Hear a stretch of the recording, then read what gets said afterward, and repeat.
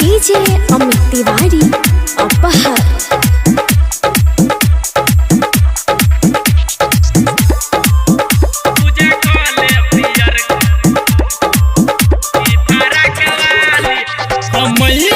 भगती में दोही ध्यान गे बैठ जत ज्ञान बन जत विद्वान गे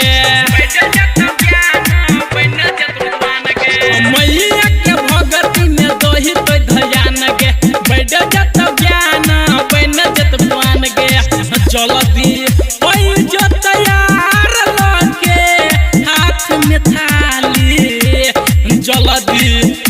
जो तैयार लगे हाथ में थाली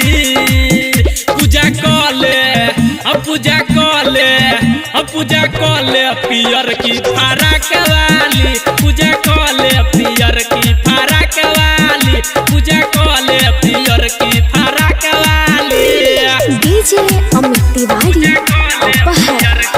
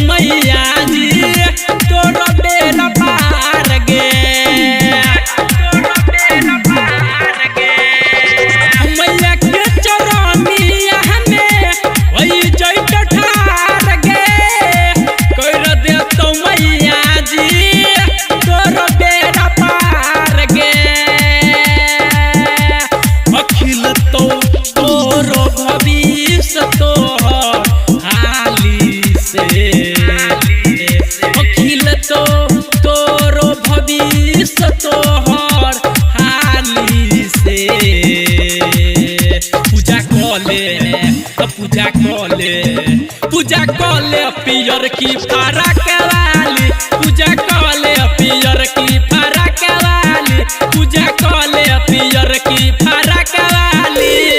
डीजे अमित तिवारी अपहर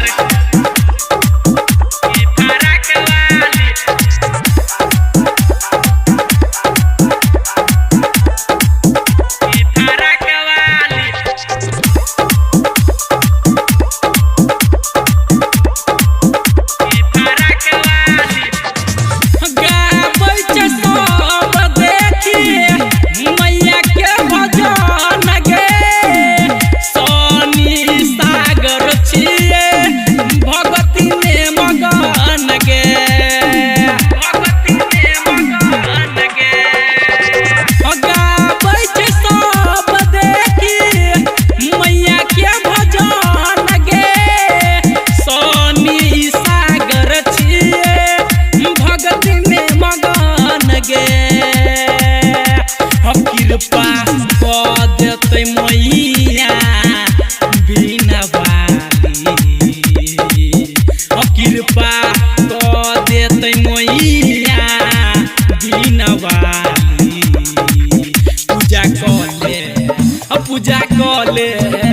पूजा कले पियर की फारा कवाली पूजा कले पियर की